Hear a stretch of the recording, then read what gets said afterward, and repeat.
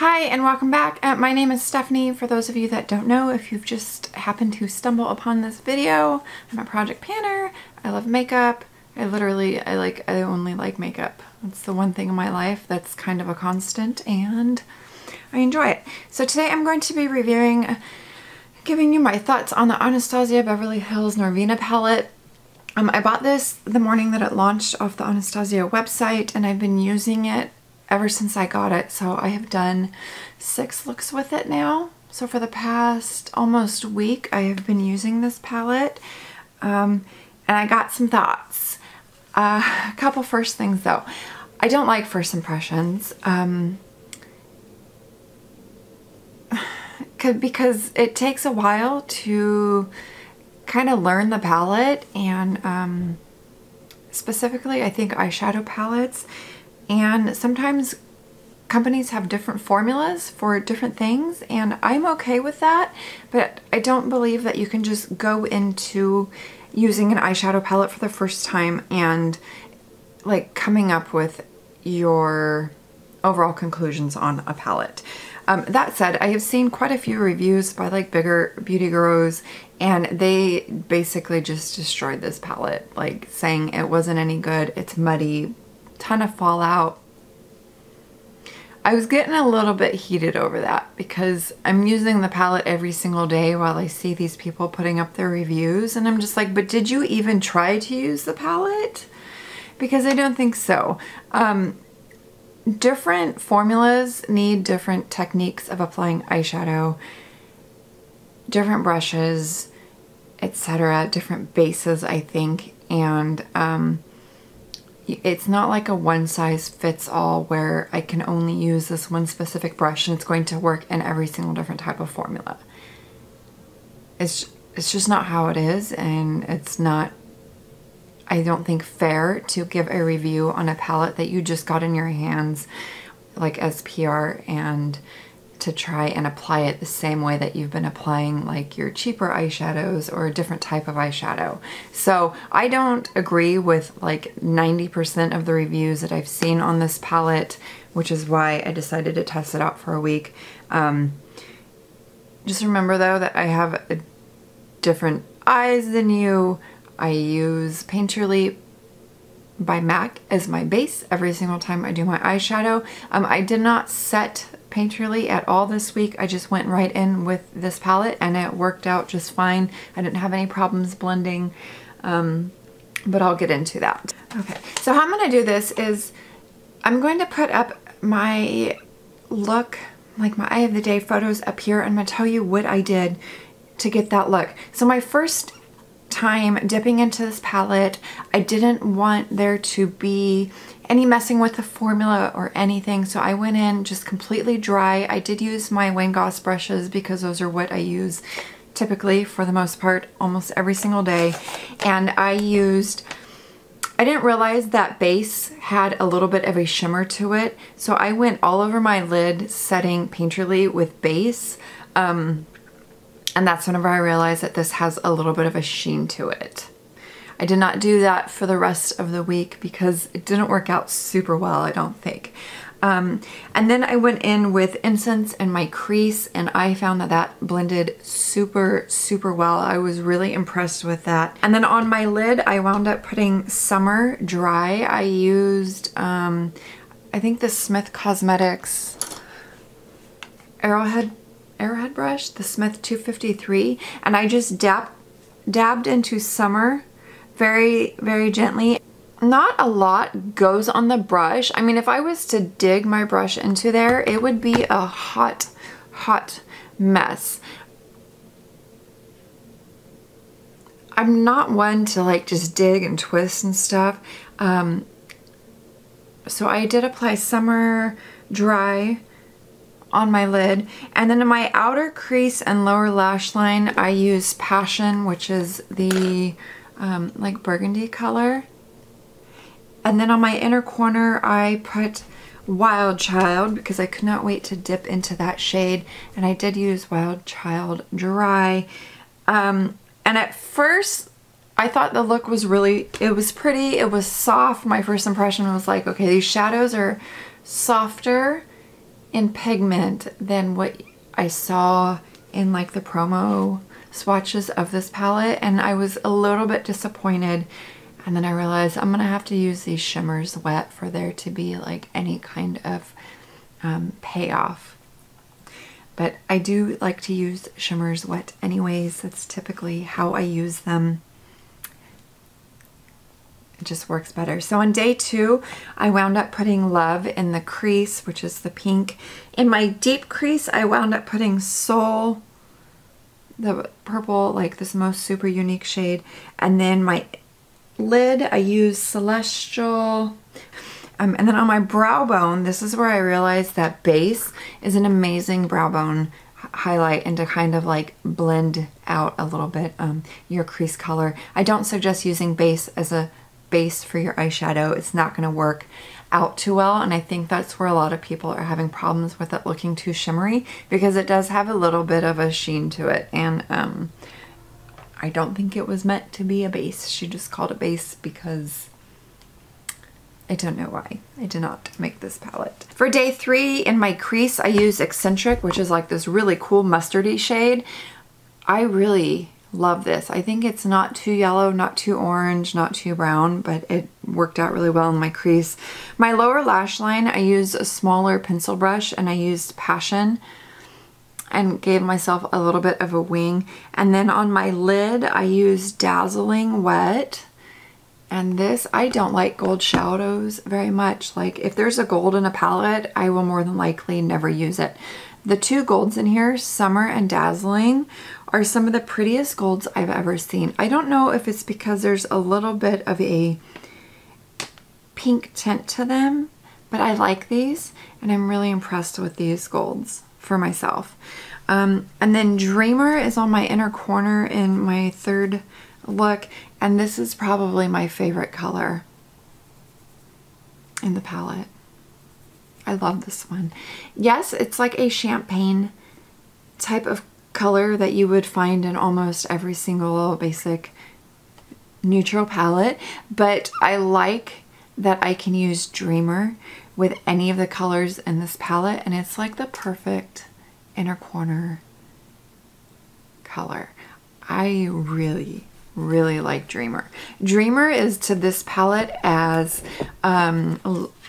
Juno is in the Lila palette. How like this one kind of takes on whatever color I'm pairing it with. Dreamer does that in the Norvina palette, and I think that's really cool. Okay, up until day 4, I was using only my animal hair brushes, like my Wayne Goss Sonia G brushes. And then on the 4th day, I decided to use only synthetic brushes, and I used actually just 2. I used the ColourPop, whatever this one is, and then the base shadow brush by Real Techniques.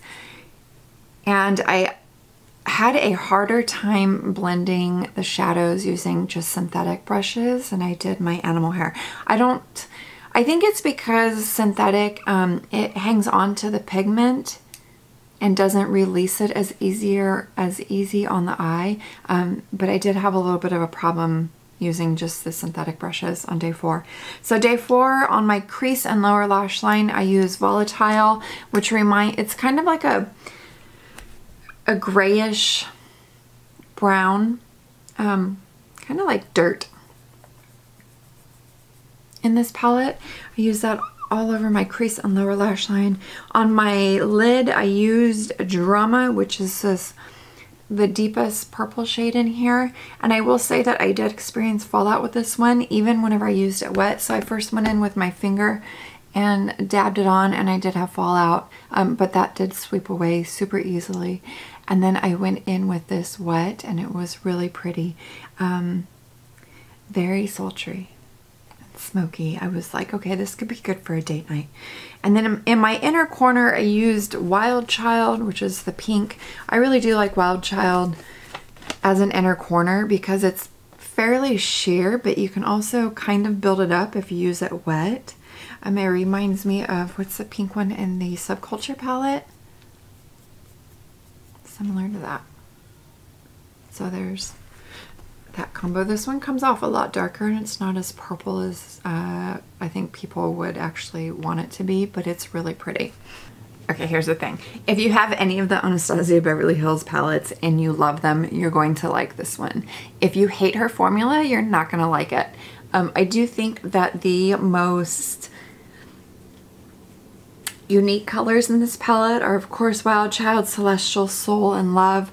And all of the eyeshadows that I own, I don't have anything that are similar to either 4 of those, not even in the Lila palette.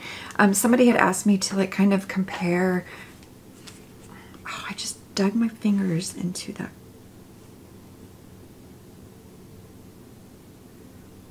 When I was using this palette, I didn't think that I got any very similar looks to this palette.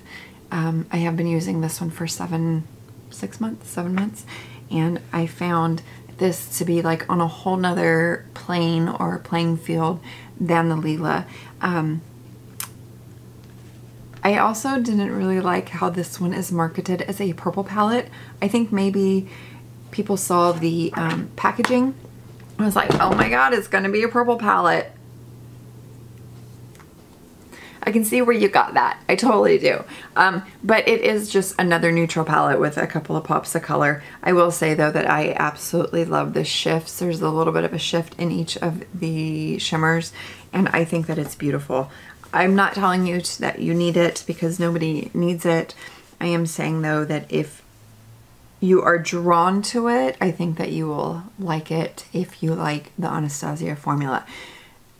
A couple of like tips, I would say. Don't just dab your brush into the shadows. They are softer pressed, and they need to be treated with a little bit more care. I wouldn't go into the palette like this and dab. I would definitely, like I've been setting it down here on my vanity. I don't know how many people go like this and dab anyways, but just like with any eyeshadow, if you mistreat it, it's not going to treat you nicely back. So just be careful with it. With the shimmers, I did like the synthetic brushes better, or this little Smith 253 is really cool. It picked up like the shimmer perfectly. Let's see, let's go into rose gold. This is how I'm doing it. I'm literally just barely touching, and I work my way up. I work a little bit at a time anyways though. See? Look how pretty that one is. I really like this palette. I really do think that the colors are unique enough to what I own, and I own a lot of eyeshadow that warranted this purchase for me, but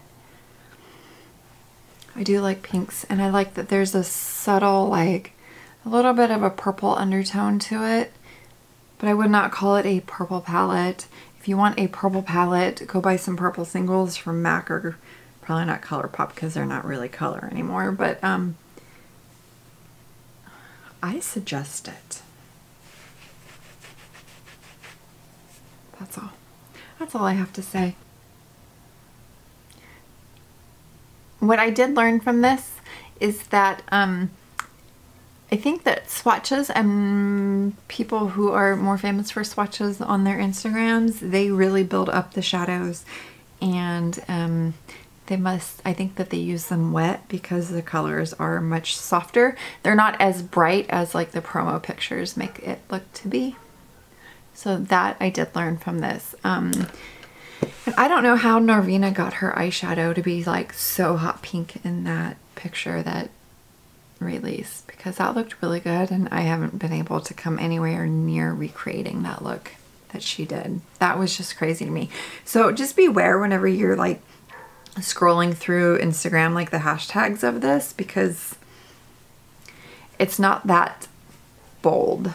It's pretty soft. Like color wise, it's fairly soft. Anyways, I don't know. I really like this palette.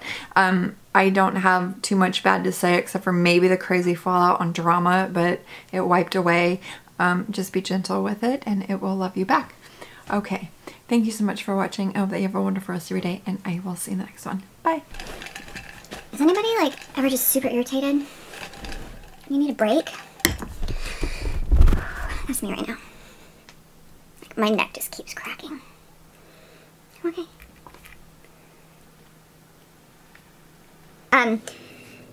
Subculture.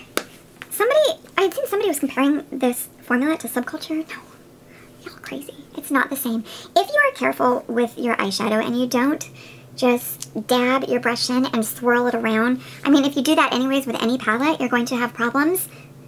But these shadows are soft. Not soft enough where I got fallout every time. The only shade I had fallout from was Drama. And maybe because of its name, it just wanted to be dramatic.